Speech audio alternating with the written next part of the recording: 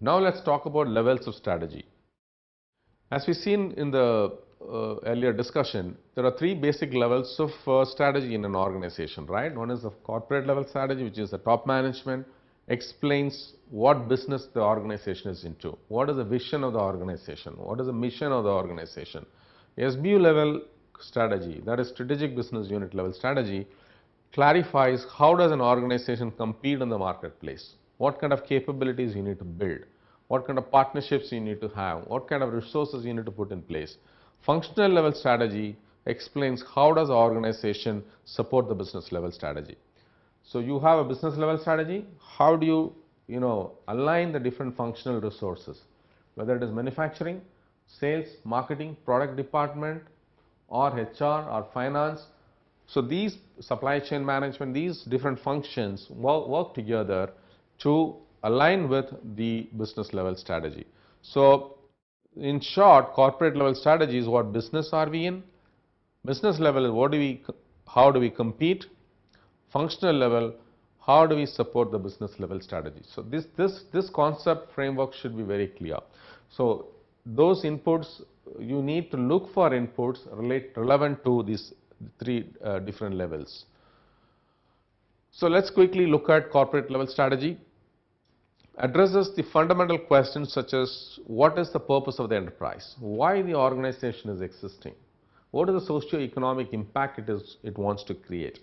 So that is very important, right? The purpose of the enterprise, that defines the vision. I want to become so and so to serve the society, or I want to make million customers smile, or I want to become a trusted partner of enterprise customers. I want to become the best of the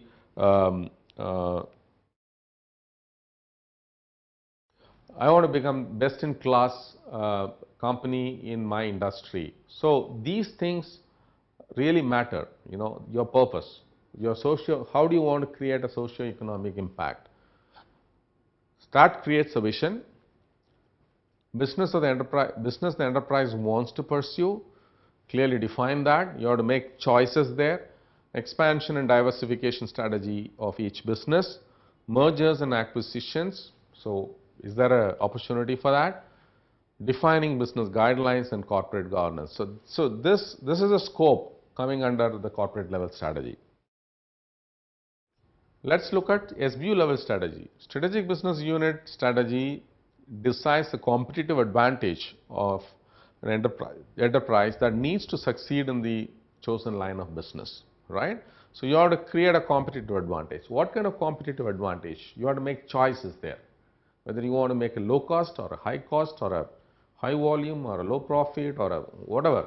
So you need to clearly define that business model. Has to conform to guidelines, governance, mechanism, and corporate philosophy and strategy. You are aligning with the corporate vision and corporate purpose, right? So, and governance mechanism and compliance mechanism. SBUs, business segments, work in tandem with the corporate level to contribute to overall company's growth.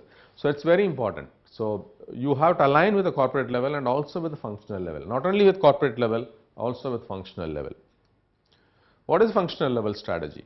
Strategies work in synchronization with corporate level strategy and SBU level strategy. It's meant to create expertise. Basically, organization capabilities are built at the functional level, whether it is a sales function or a HR function or a technical function or a customer service function or a financial function, or it is a manufacturing function or a marketing and product function. So you are actually creating individual expertise, competence, competitive advantage, efficiency and productivity, which are vital to the achievement of business goals. So this is you have to make choices here as well, depending on your corporate vision, mission, and the SBU level strategy. So let's talk about some of the principles of good strategy. Essence of strategy lies in creating tomorrow's competitive advantage faster than competitors. How do you stay ahead of the curve? How do you beat the competition, or how do you make competition irrelevant? That's what it is, like creating a blue ocean strategy. So how do you create competition irrelevant? How do you create unique space for yourself, whether it is in the high end of the marketplace or middle end of the marketplace or low end of the pyramid. So you have to clearly define that. Works on assumption that no one size fits all, that we have seen already. This is a concept of approach of whether it is prescriptive or descriptive. Creates competitive products to beat the hyper competition. Today every industry is going through hyper competition phase. Computer industry or banking industry or insurance industry, automobile industry, telecom industry, or any industry you take, every industry goes through hyper competition. But how do you stay ahead? How do you create competitive products? How do you create innovative products to stand out in the crowd? So you are beating the competition. That's what I said. How do you create a unique space for yourself, like blue ocean strategy? Evolve strategy that goes beyond the competitive advantage also creates socio-economic impact, because that is your corporate vision. The board has given the vision and mandate to the corporate team, the top management, to create a socio-economic impact. Structure and role of stakeholders. The key stakeholders of an organization include: first is the board of directors, top management consisting of CEO, SBU heads and functional heads. So this is the top management, which is the top leadership team, the CEO, CXOs and the functional heads and the SBU heads. Operations team comprising of general managers and the employees involved in the execution, the lower level team. So these are the three distinct levels of an organization, and the structure is built on that. So you have a vision, you have a mission that defines the strategy of the organization. Once the strategic choices and strategy is formulated, the structure is followed. So structure follows the strategy. So the structure has got at the top level board, then the top management and the other teams which are executing the strategy. Key components of role of board of directors: of course they are the custodians of governance, compliance and risk management. So they need to clearly look at these three parameters when they review the top management at the board level. So it is very important. The strategy has to be reviewed with respect to the corporate governance, the compliance part of it, compliance with respect to various regulatory and government policies and regulations, and risk management, financial risk management. How do you de-risk, mitigate your risks over a period of time. The board of directors have authority and responsibility to establish basic corporate policies, guidelines, oversee the governance and compliance of it, also set the vision and purpose and direction of the company in the long run. So I think this is what the scope of the board of directors. So the top management has to comply and deliver the governance part of it and manage the risk. Board also plays a key role in planning, evaluation, validation, review of the strategic management process, because they can always say that this is not going to work. You can't have a mix and match of strategies. You have to be very focused. You have to make choices, strategic choices. So you have to give inputs and its implementation at periodic levels. So periodic levels could be once in 45 days or once in 90 days, because every quarter the board meets to review the financial performance of the company. Board has power to appoint and remove CEO. It's very important, because based on the CEO's performance and how he takes his leadership, in terms of taking the organization to the profitable growth trajectory, the board has given him the mandate. So board has the power to appoint and remove a CEO. Board supervises the governance, risk and compliance aspect of the organization. That we have seen. This is part of the board's role, is in order to ensure the governance and compliance and these parameters are clearly followed by the top management and the organization. Corporate governance is the relationship between these three stakeholders in a corporate. The three stakeholders, there is a relationship. There is a set of shareholders, and board of directors who represent the shareholders, and the top management which represents the board of directors. So you have a clear relationship. Shareholders could be the different segments of shareholders, public shareholders, FII, financial institutions, foreign institutional investors, foreign direct investment investors, or the promoters. So these are the shareholders. The board of directors are representatives of the different shareholders depending on the shareholding pattern of the organization. Top management has a relationship with the board of directors. So this is how the organization works.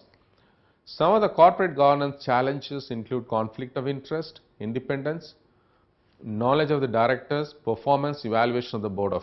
So this is very important. Corporate governance is the most important thing in the corporate world. Transparency, we all know the Satyam Computers case, how the chairman of Satyam Computers, Ramalinga Raju, admitted to all the fraudulent ways of accounting, how he showed the revenues and profits of the company, how the money was siphoned off of the company. So many, that story is history now. But I'm saying there are many companies globally as well, like Enron, WorldCom, Lehman Brothers. They all gone bankrupt, and overnight the global markets have actually it had impacted the share markets across the globe. So the corporate governance has become very important. All regulators, whether it is the central bank or the government or the different regulatory bodies or the industry apex bodies, they all talk about corporate governance as the most important thing of transparently doing business with in the marketplace. Primary responsibilities of board of directors: setting the corporate strategy, overall direction and vision and mission that we have seen, hiring and removing of CEO and top management, succession planning and ensuring business continuity, evaluation of the strategic management process, controlling, managing, supervising of the top management, reviewing, approving and use of resources and protecting them as well, and also review the strategic management process. They have to give critical feedback. They have to ask why questions. What are you going to do? Why are you going to do? How are you going to do? When are you going to do? Where are you going to do? Who's going to do? These questions have to be asked at the top management. So that's the board's responsibility. Involvement in major financial decisions and prudent actions regarding corporate objectives, caring for shareholder interest and ensure that the company is managed in accordance with laws and regulatory policies. That's what I said. Government policies and regulatory policies. These are two important things, right? You have to follow, you have to run the company. The company is well managed in accordance with the laws and the government laws and the regulatory policies. Foster a culture of corporate social responsibility. So how do you make a socio-economic impact? So how do you create a corporate social responsibility beyond profitability as the only objective? Because now today the corporate law, company law stipulates that certain percentage of your profit has to be allocated for the corporate social responsibility. So that's the impact that you're making in the overall growth of the Indian economy. Monitor, acting through committees. Board can keep abreast of the development. So you have committees, board committees, which will monitor, evaluate and influence, examine management's proposals and decisions and actions from time to time, initiate and determine corporate's mission and specific strategic options and choices management to ensure effective execution of the strategy. So so how do you review the strategic management process from time to time to ensure that it is effectively implemented? Specific top management tasks vary from organization to organization. So obviously there is no comparison between two organizations, but there are specific areas. Provide executive leadership to the organization. That's a top management role. The CEO and the top management, they have to provide executive leadership to the entire organization. Translate the vision into mission, objectives and strategy. Manage the strategic planning process, obviously, and report to the board. Evaluate, control the implementation process. The top management should empower the authority and accountability to leaders at all levels to participate in the strategic leadership and make an inclusive company. So, communication part of it, the training, empowerment of the employees at different levels, SBU level, functional level, and create inclusiveness, create ownership, create accountability, and how the responsibilities are given and how the inter-responsibilities between different cross-functional teams work effectively to deliver the strategic execution as part of the process. So that's very important, that the top management must empower. So authority and resources, and CEO is able to articulate strategic visions and missions for the organization. That's the mission for different stakeholders, vision for the entire organization. So you should be able to communicate. CEO's leadership and vision puts activities on higher momentum, resolves conflicts of different perspectives to find resolution. The CEO's responsibility is also to ensure that there is less amount of confusion and conflict within the organization. The messaging should be clear. If you are taking a strategic choice of high value product and service, so you need to stay the path. If you are taking the low cost product and service, you need to stay the path. You can't have a conflicting signals going to the employees, thereby the employees are confused and you are creating a cost base and a value system based on the strategic choices that you are making. The CEO presents a role for others to identify and what to follow. He sets an example and as a role model for the entire organization to follow in terms of organizational behavior, and he communicates and empowers and demonstrates high performance standards to show he's a leader and others have to become leaders to follow the leader. So confidence in people's responsibilities, because that becomes a motivation and inspiration. He should be an inspirational leader. CEO must be willing to follow through by coaching people. So you have to develop people by the coaching process. Corporate planning and strategic planning process. Key functions and responsibilities of the corporate planning, it works, keep track of, these are the few activities that happen at the corporate level. They keep track of the latest developments in the strategic management process. That is one, review. Disseminating the information to important stakeholders and strategists, the external media, the board of directors, the shareholders, the partners, financial institutions, the bankers. Supply data points and analytical support needed for strategic management process. Analysis of internal and external environment. So a lot of inputs come from that level, So those inputs are taken into the evaluation of the strategic management process. The corporate planning and strategic management process, the key functions and responsibilities, are identifying new business opportunities. It could be within the country or new geographies, new technologies, new verticals, new product lines, new services, new segments, customer segments, customer segmentation is done. So new business opportunities can come from anywhere. Helping to establish a clear planning process and a system, formulating guidelines for preparing the plans, coordinating the divisional plans, the different divisions like the SBUs and the functional part of it, assisting and evaluate and control the different strategies. So some organizations avail the service of strategic management consultants. As I said, the big consulting firms like KPMG, EY and McKinsey and Accenture. So these companies engage with large corporates to provide their consulting services to cut their learning curve and then make go to market faster in terms of strategic formulation. Make up for inadequacy of the corporate group planning cell, because you may not have all the skills and competencies required to put together a strategic management process. So you need to avail the services of a strategic management consultant. Make use of specialized services. Some specialized services, industry data analysis, how the growth will happen, what kind of returns from this particular industry in terms of financial performance. So you want to have some specialized view of,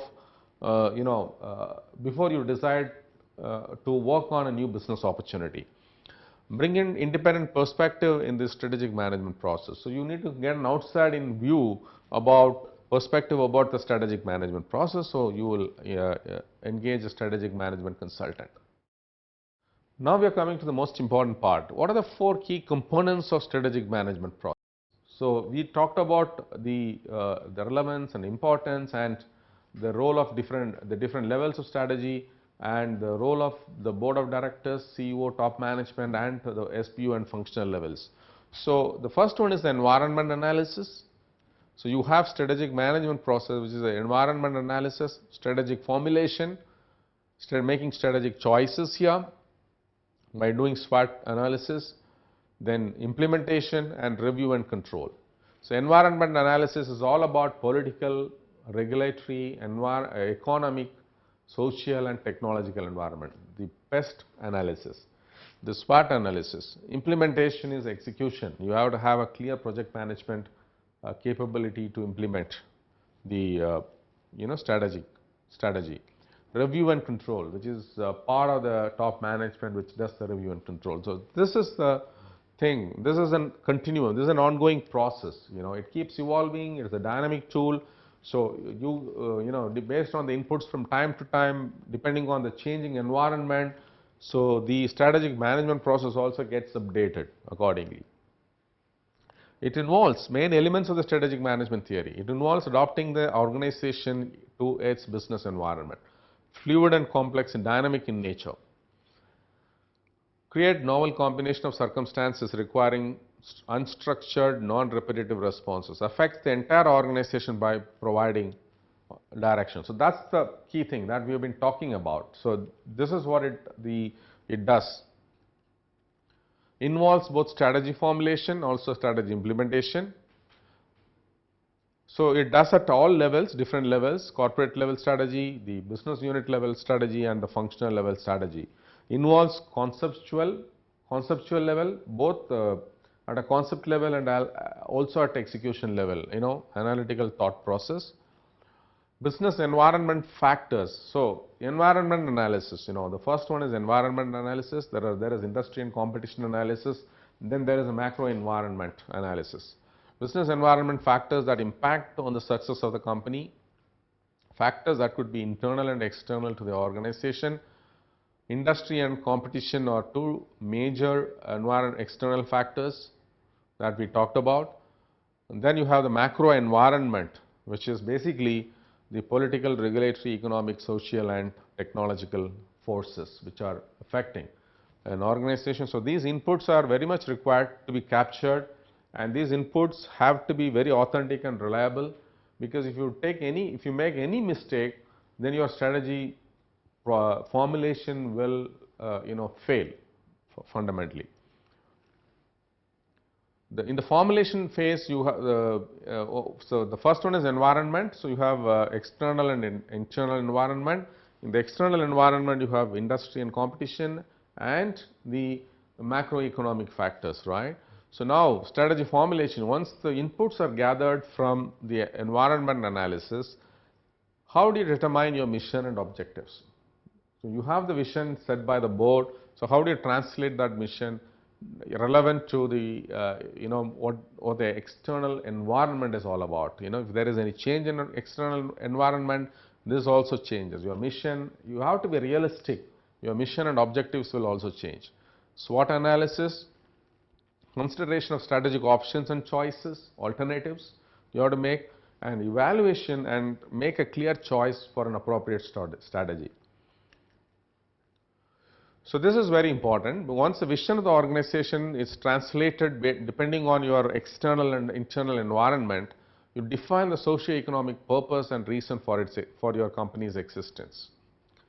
Mission deals with the objectives and scope of the organization's primary objectives and different stakeholders, whether the shareholder or the promoters, the financial institutions, banks, partners, employees, customers.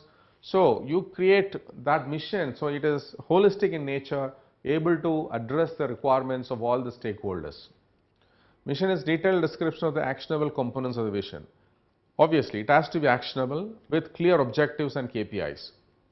Mission can be financial performance. These are the KPIs. Financial performance, whether it is a revenue parameter or a margin parameter or a profitability parameter, customer experience, process, operational excellence, people and culture. So these are the four different levels of performance evaluation.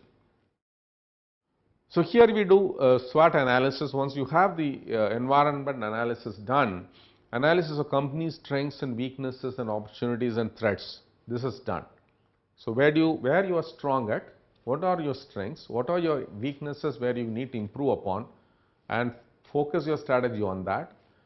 What are the opportunities in the marketplace? Are you in a position to address opportunities? Not every opportunity you can address, but your strategic choice should decide these are the set of opportunities I can address, and I need to build capabilities to address those opportunities. Review of operating environment challenges, identification of weakness and assessment. How do we improve and build higher capabilities in the areas where you have identified gaps and weaknesses? That's called area for improvement in certain areas, and then build higher capabilities. Understanding competition, building roadmap for innovative products and services. First, competition, you need to benchmark your competition, and then how do you beat the competition? So you need to clearly set a new benchmark to exceed the competition, and by creating a solid roadmap for new innovative products and services. What are the strategic options and alternatives, the choices that you need to make? Because there are plenty of opportunities in the market. After SWOT analysis, strategic managers move to identifying the strategic options to finalize the overall strategy. Alternative strategies could include marketing, customer acquisition, cost optimization, and value creation. Competitive, strategic alternatives for a company can, you need to define, it should be as per your mission that you put in place. Evaluation and choice. Purpose of considering different strategic alternatives is to adopt most appropriate strategy. So the choices, I have given a number of examples. I have given examples of Singapore Airlines and Southwest Airlines, Jet Airways, or if you're talking about telecom companies, or you talk about automobile companies, which segment you are specifically addressing. A particular name is known for a particular segment of strategic choice that they are making. So that's how the evaluation choice is, the strategic choice is made.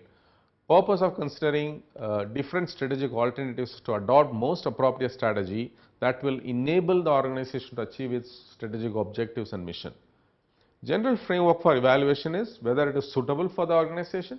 Do you have the capabilities? Do you have the strengths? Do you see the opportunity fitting into your overall scheme of things? So that suitability is to be there. Feasibility. Do you have the resources? Do you have the financial wherewithal to put your money and execute the strategy?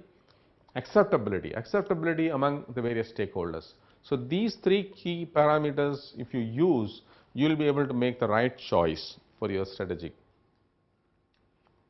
Implementation of strategy. So this is very, very important, because as important as the formulation of strategy, you've spent a lot of time in planning and creating a strategy and formulating the strategy. If you don't implement it, then it will fall flat. Your organization will fail to take leadership position in the financial performance. Top management should ensure that strategy is internalized at different levels of the organization: corporate level, business unit level, functional level, and every employee level. So that empowerment and training has to happen. Needs clear communication, formulation, and assigning of KPIs through a balanced scorecard approach, or you can have your own way of analyzing the performance through KPIs. Needs employee empowerment and mobilization of resources. It is very important, because execution will not happen unless if top management fails to provide the resources adequate enough to implement the strategy. Cross-functional team conflict resolution, because there will be a lot of challenges, because people might think that this is how the organization is going in this direction. Some people think that the organization is going in this direction. You can't have that conflict. So that the top management has to ensure that information flow between different functions and different stakeholders, it is clearly done, and there is no conflict between whatsoever in terms of understanding the vision, mission, and the strategy and the execution part. Review and control. This is the most critical part of any strategy implementation, strategic management process rather. Top management examines and reviews whether the strategy is implemented in meeting the mission of the company, right? So this is the understanding of, and they should have the insight about what the company is doing, and the top management has to review it from time to time, how the strategy is being implemented. Or it could be you can have a project management office, PMO, sitting out of the corporate head office, keeps reviewing the entire organization strategy execution. Assess the need for any corrective measures, because the inputs keep coming where you fall short, or you need to change the strategy, you need to dynamically evolve and adapt to the changes happening in the market environment. Assess the need for any corrective measures. So that is very important because the market keeps changing. Management Council facilitates periodic reviews of the strategic management process. Obviously, continuous monitoring of internal and external environment as part of the review and control process. So external environment monitoring is very important, as well as internal environment. So strategic management in Indian context. So let us look at Indian context, because Indian environment economy is unique. We have a political system which is till a couple of months back it was a alliance led government. Now the new government has got good full majority, so that problem is slightly away now. I mean, it is just off in our discussion. Political, regulatory, social, economic and technological landscapes have changed. It continues to change, with the new government coming in majority, the sentiment has improved, the regulatory systems are getting a revival, social, economic and technological landscapes always keep changing, right? Indian companies have evolved in its maturity to take global challenges, because many companies are competing in the global space. There are a lot of mergers and acquisitions happens, whether it is Tata Group or Birla Group. They are all acquiring in the overseas. The Indian companies are actually becoming global companies today. Whether you talk about TCS or Tata Steel or Tata Motors or any company, there are many companies who have acquired assets and acquired other companies in their related industry elsewhere across the world. Indian corporates have set ambitious goals. Expanding opportunities and growing competition in the country is instrument for building competitive strategies. So India has become a competitive hub, competing with China, but in its own space, but it is still evolving. There are a lot of opportunities. Indian companies are aspiring to become, many companies have become global companies today, but there are many companies who are evolving to become the potential global organizations with the well diversified businesses, creating employment opportunities, creating socio-economic impact for the company, for the country, adding to the gross domestic product of the country. So this is very important, right? So our country is at the cusp of really the next economic exuberance or economic growth that we can talk for the next 10 years or 20 years. So I think that's from an Indian context perspective, more and more companies have started following the strategic management process. 10 years back that was not the case, but now most of the companies are following the strategic management process, because they feel that, they know that, they recognize the fact that without strategic management process I cannot grow, I cannot expand my business, I cannot diversify my business, I can't exit some business where it is not making sense. So how do you make those corporate decisions? So strategic management process really helps in the Indian context as well. In summary, this is what we have discussed in the first chapter, Fundamentals of Strategic Management. Strategic management is a critical success factor in any organization that aspires to be a long-term leader in its industry.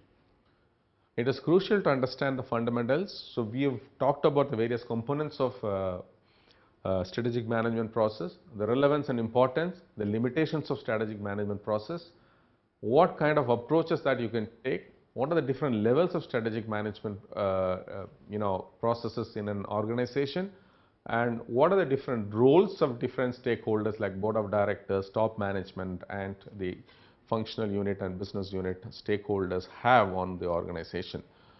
Strategic management process has its own distinct features and limitations, benefits and limitations. The four key components of strategic management process that we have seen, the framework, which is environment analysis, strategic formulation, strategic implementation, and review and control. So with that, this is just the beginning of the entire book that you're going to learn how deeply you get involved in understanding, the strategic management process. This book provides insights. This book provides a lot of case scenarios, both from Indian context and global context. It gives you both conceptual and theoretical view, also practical and how it is being applied, how it is to be applied in a real-time environment in your organization. So this book provides all these kind of insights. I am sure that you'll find this book very useful as we go more deep into the the few chapters, which will talk very in detail about the different components of strategic management process.